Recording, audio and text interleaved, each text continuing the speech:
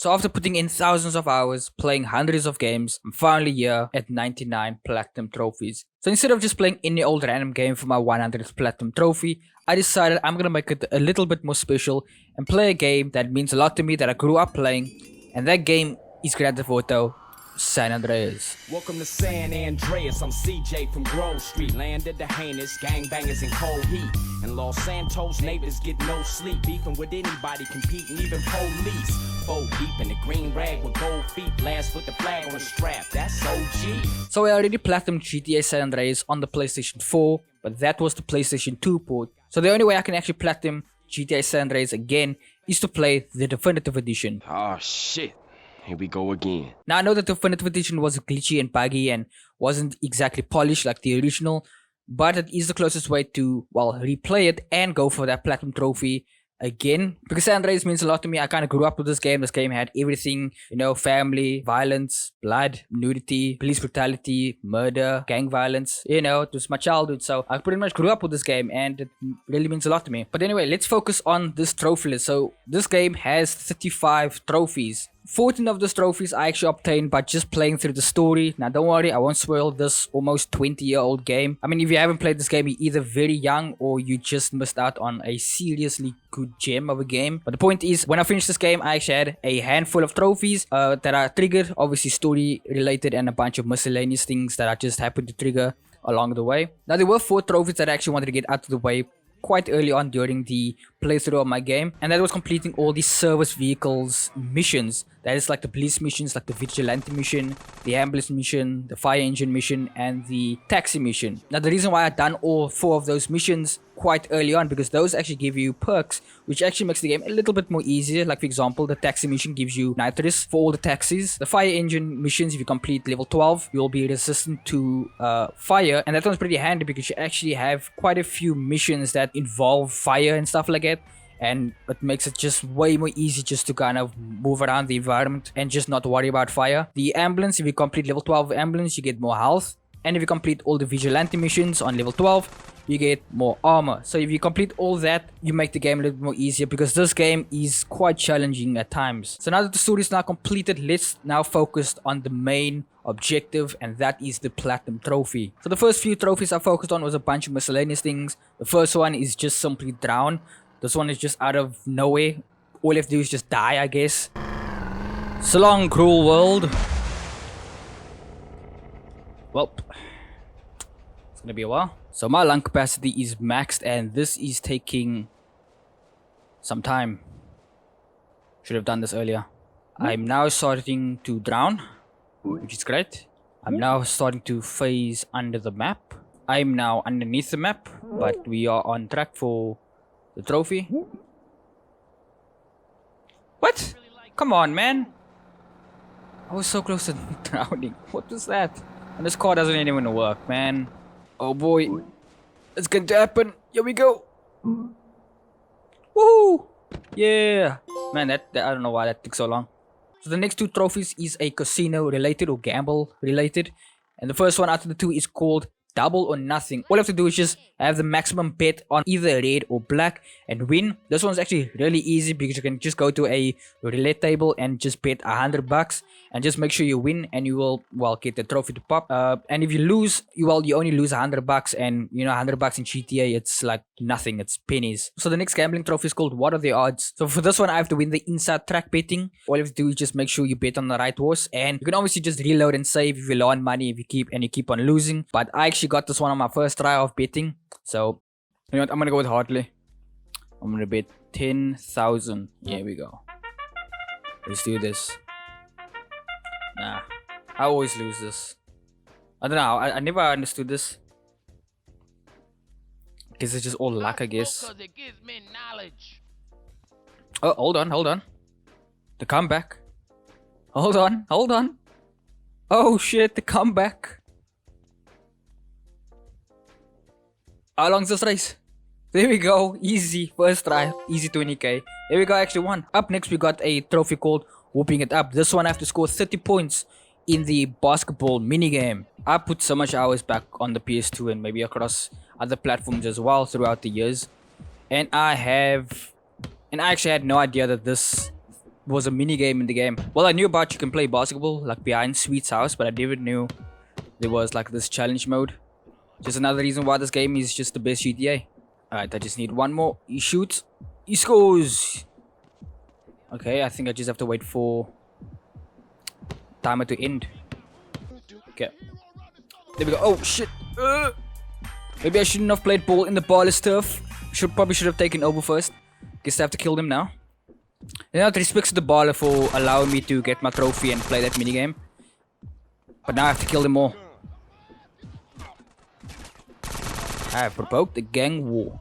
So for this next trophy, I have to perform a perfect dance routine to obtain the smooth move trophy. All you have to do is just simply go up to a club or anywhere, I guess, where you start dancing, and you just make sure you hit the right button prompts and you should get that trophy to pop. So the next trophy I focused on was called Ain't Nothing But a G Thing. And this trophy requires you to take over all gang warfare turfs, own $1 million, and purchase every house or property in this game. This trophy is a bit of a grind, but the first one I did focus on was taking over the gang areas and taking over the turfs. And while I was doing that, I got a trophy to trigger called Original Gangster. For this trophy, I actually had to reach maximum respect, so that was actually pretty cool. Next up, I went over to the casino to obtain $1 million and start gambling so I can make a lot of money. That's probably the best way I found to make money in this game, legit. While I was gambling, I did trigger one trophy called Lucky Spinner. For this, I had to win at least $1,000 at a Wheel of Fortune, which was pretty cool. But I couldn't stop there because that didn't give me enough money. I needed, obviously, $1 million.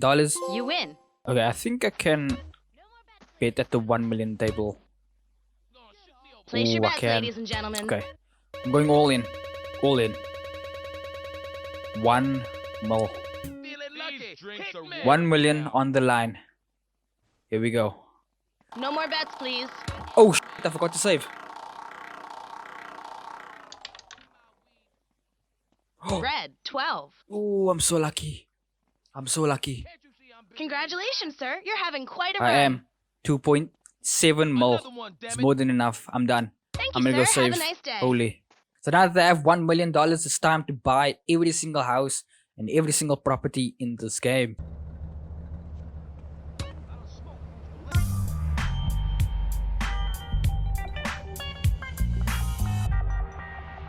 So that was the last house. I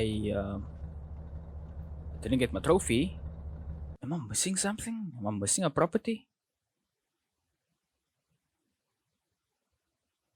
Ah, I see it.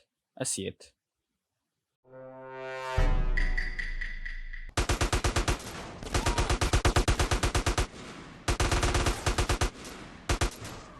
Come on. There we go. Damn, that small, tiny square got me. Damn. So up next, we got the trophy called Bike or Biker. This one I have to complete the BMX or the NRG challenge. Now for this trophy, I actually completed the NRG challenge. But if you want to obtain the 100%, you have to do both challenges. But I will focus on the 100% a little bit later on. So this next trophy is called Legitimate Business. For this one, I have to export the 3 car list at the docks, and there is quite a list of cars that you actually have to obtain. Now this trophy is one of the longer trophies in this game, but it's not too difficult because there is a guide out there where it tells you where certain cars are parked across the world. So you don't have to wait until these particular cars start spawning as traffic cars. You can actually just go to these locations. Obviously, it's highly recommended to bring the cars to the dock in the best condition because you get the maximum payout. If they damage, you get, well, less money, I guess. And where I was standing, I bought obviously all the properties prior to this, so I kind of wanted to make more money back, and I tried to make sure all the cars were in the best and the most pristine conditions so I could get the most amount of money. This trophy definitely took me some time because some cars spawned in Los Santos, some cars spawned in Las Venturas, and obviously the docks is located in San Fierro. Can be a bit of a grind because you have to drive all the time back and forth to these places, so yeah, it's definitely a very time-consuming trophy. So for this next trophy is called With Extra Dip. For this one, you have to buy 8 meals from Cluckenbell throughout the game. This trophy actually kind of confused me a little bit because I bought 1 meal at 8 different Cluckenbells, and I thought it was bugged because, and I wouldn't be surprised if it actually was bugged considering like the state of the game being all buggy and all that. But what you actually have to do is just buy 8 meals just from one Cluckenbell, and that's how the trophy popped. But this trophy was actually pretty easy, but just the way the description was laid out, it seems like it was implying something else. Up next, we got Swiss Army Strafe. This one you have to max out all the weapons. So I knew about this trophy pretty much early on in this game. So I started to farm as much guns as I possibly could. And by the time I started to focus on this trophy, I just needed one gun, which was the silent pistol. And I googled to see which is the fastest way to actually level up a gun. And I kind of wish I knew this strat earlier. And all you have to do is just park 2 cars in the Grove Street garage and just shoot. And if the cars get destroyed, just close the garage, open it up again, and the car should be repaired. You just rinse and repeat this technique and your gun skill should level up. I really wish I knew about the technique early on because it would have saved me so much time, but it is what it is. I did get my trophy at the end of the day, so it's all good. Up next, we got the trophy called Not a Player. For this trophy, I have to go on at least one date with every girlfriend. And this one is where I kind of paused the game, or at least my trophy grinding, because I started to focus on, well, the 100% grind, because of one certain collectible that is needed to actually, well, it's not really needed, but it actually makes this trophy just a little bit more easier. And some of the things I did for 100%, which actually has no trophies tied towards them, but it does count towards 100% in the game, and that's, you know, complete all the races, do a bunch of miscellaneous things, and obviously obtain every single collectible in this game. And this game has a lot of collectibles. Los Santos has the spray tags, which is 100 of them. Las Venturas has the horseshoe, which is 50 of them. San Fierro has the snapshots, again 50 of them. And then finally we got the oysters, which is 50 of them, and they scattered throughout the entire world. Now all of these collectibles, if you collect all of them, it gives you money and it gives you weapons at certain safe houses, but the oysters are the important one for the Not a Player trophy. Now if you didn't collect all the oysters, the women or CJ's girlfriends would require you to look a certain way. So CJ either needed to be skinny, fat, muscular, or wear certain types of clothing. But if you collected all the oysters, none of that actually matters. You can look how you want. You can actually just go out on a date and it just makes it way more easier. So all you have to do is just find them and, well, again,